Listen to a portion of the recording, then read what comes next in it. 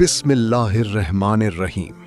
मक्का की गलियों में सब कुछ आम था, लेकिन चुपके चुपके तारीख बदल रही थी। एक घर था जो दीवार से ज्यादा हिम्मत का मरकज बनने वाला था। यही था दारे अरकम।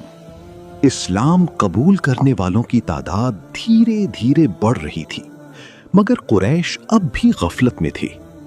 रसूलुल्लाह सल्लल्लाहु अलैहि वसल्लम ने एक महफूज जगह इख्तियार फरमाई। ये घर था हजरत अरकम बिन अबी अरकम रजी अल्लाहु अन्हु का। ये घर सफा पहाड़ी के करीब था। जगह ऐसी थी कि आना जाना आसान था और दुश्मनों की नजर से बचना भी मुमकिन था। यहां मोमिनीन चुपके चुपके जमा होते, रातों में, खामोशी में। दरवाजे आहिस्ता खुलते, फिर दिल खुलते। रसूलुल्लाह सल्लल्लाहु अलैहि वसल्लम उन्हें कुरान सुनाते, ईमान सिखाते, सब्र सिखाते, अखलाक सिखाते। यही पहली दरसगाह थी, यही पहला मरकज था। यहीं से वो जमात तैयार हुई जिसने दुनिया बदल दी। ना लश्कर था, ना माल था, ना सल्तनत थी, बस कुरान था और अल्लाह पर यकीन था। दारे अरकम की दीवारें गवाह थीं कि यहां से नूर निकला और जहां तक फैल गया। एक छोटा सा घर, मगर तारीख का सबसे बड़ा मरकज। 3 साल तक दावत खामोशी से चलती रही, लेकिन सच को ज्यादा देर छुपाया नहीं जा सकता। मक्का के सरदारों को एहसास होने लगा कि एक नई आवाज उठ रही है। दारे अरकम में लोग जमा होते रहे, दिल बदलते रहे और इस्लाम धीरे धीरे फैलता रहा।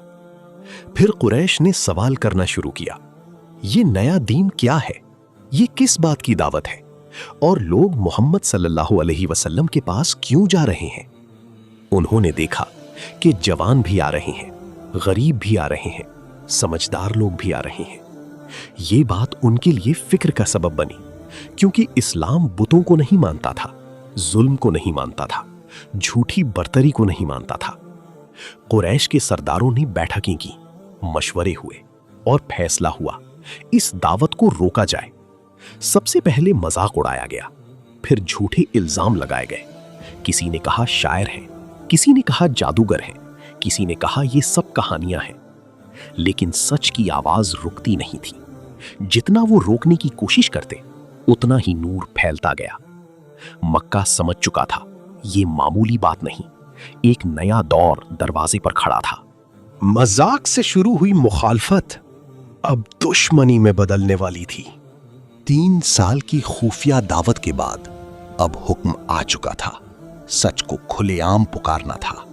मक्का एक नए लम्हे का इंतजार कर रहा था।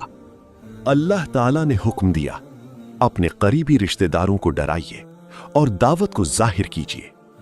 रसूलुल्लाह सल्लल्लाहु अलैहि वसल्लम सफा पहाड़ी पर चढ़े और कुरैश के कबाइल को पुकारा। लोग हैरान होकर जमा होने लगे। हर कबीला सुनना चाहता था मोहम्मद सल्लल्लाहु अलैहि वसल्लम क्या कहने वाले हैं। जब सब जमा हो गए, आप सल्लल्लाहु अलैहि वसल्लम ने फरमाया, अगर मैं तुमसे कहूं कि इस पहाड़ के पीछे एक लश्कर है जो तुम पर हमला करने वाला है, क्या तुम मेरी बात मानोगे? सबने जवाब दिया, हां, हमने आपको हमेशा सच्चा पाया है। तब आप सल्लल्लाहु अलैहि वसल्लम ने फरमाया, मैं तुम्हें सख्त अजाब से पहले खबरदार करता हूं, अल्लाह की इबादत करो, उसके सिवा कोई माबूद नहीं। ये अल्फाज मक्का के लिए नए थे। सच सामने आ चुका था, मगर सबने कबूल ना किया। अबू लहब गुस्से में आया और बोला, क्या इसीलिए तुमने हमें जमा किया था? उसने सख्त अल्फाज कहे, मगर दावत रुकने वाली ना थी। सफा पहाड़ी से उठी आवाज अब पूरे अरब में गूंजने वाली थी। अबू लहब रसूलुल्लाह सल्लल्लाहु अलैहि वसल्लम का चचा था, मगर रिश्ता खून का था, दिल का नहीं। जब उसने दावत सुनी, गुस्सा उसके चेहरे पर साफ था। उसने लोगों के सामने सख्त अल्फाज कहे और दावत का मजाक उड़ाया। उसका काम सिर्फ इनकार तक न रहा, वो जहां भी रसूलुल्लाह सल्लल्लाहु अलैहि वसल्लम जाते, पीछे पीछे जाता, लोगों को रोकता, कहता, इनकी बात मत सुनो, ये तुम्हारे दीन को बदल देंगे। बाजारों में, मेलों में, रास्तों में वो दुश्मनी फैलाता रहा। उसकी बीवी भी साथ थी। वो तकलीफ देने के तरीके ढूंढती थी, मगर अल्लाह सब देख रहा था। फिर वही नाजिल हुई, सूरा अल-मसद, तब्बत यदा अबी लहबिम वतब। अबू लहब के दोनों हाथ टूट गए और वो खुद हलाक हुआ। ये सिर्फ एक शख्स का जवाब नहीं था, ये हक और बातिल का फैसला था। जिसने नबी सल्लल्लाहु अलैहि वसल्लम की दुश्मनी को चुना, उसका नाम तारीख में रुसवाई के साथ लिखा गया। कौम का पहला दुश्मन सामने आ चुका था, मगर नूर बुझने वाला न था। जब दलील कमजोर पड़ जाए तो लोग आवाज बुलंद करते हैं। कुरैश समझ चुके थे कि ये दावत रुकने वाली नहीं। इस्लाम धीरे धीरे दिलों में उतर रहा था और कुरैश की बेचैनी बढ़ रही थी। उन्होंने मशवरा किया कि मोहम्मद सल्लल्लाहु अलैहि वसल्लम को लोगों की नजर में गिरा दिया जाए। किसी ने कहा, इन्हें शायर कहो। दूसरे ने कहा, इन्हें कहीं का कहानी सुनाने वाला बताओ। किसी ने कहा, इन्हें जादूगर कह दो। कोई बोला, इनके अल्फाज बाप को बेटे से अलग कर देते हैं। बाजारों में, रास्तों में, हज के मौसम में लोगों को रोका जाने लगा। जब कोई बाहर से मक्का आता, उससे पहले ही डरा दिया जाता। कहते, मोहम्मद सल्लल्लाहु अलैहि वसल्लम की बात मत सुनना, वो तुम पर असर कर देंगे।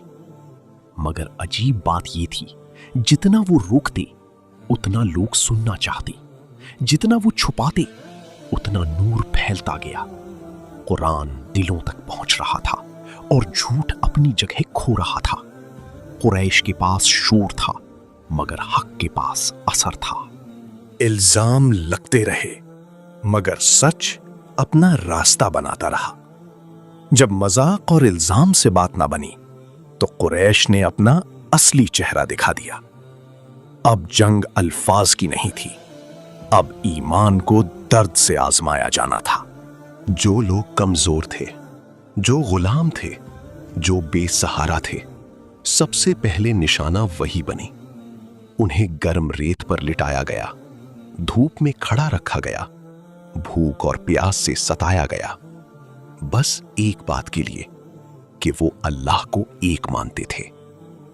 हजरत बिलाल रदी अल्लाहु अन्हु, जिन्हें जंजीरों में बांधा गया, सीने पर भारी पत्थर रखा गया, मगर उनकी जबान पर सिर्फ एक लफ्ज था, अहद अहद, एक अल्लाह एक अल्लाह। हजरत अम्मार रदी अल्लाहु अन्हु, उनके घर वाले सब सख्त आजमाइश में डाले गए। हजरत सुमैया रदी अल्लाहु अन्हा इस्लाम की पहली शहीदा बन गई, मगर किसी ने ईमान ना बीजा, किसी ने सच ना छोड़ा। रसूलुल्लाह सल्लल्लाहु अलैहि वसल्लम ये सब देखते थे, दिल गमगीन होता था, मगर सब्र का हुक्म था। आप सल्लल्लाहु अलैहि वसल्लम उन्हें तसल्ली देते और जन्नत की बशारत सुनाते। कुरैश समझते थे कि दर्द से नूर बुझ जाएगा, मगर हर तकलीफ ने ईमान को और मजबूत कर दिया।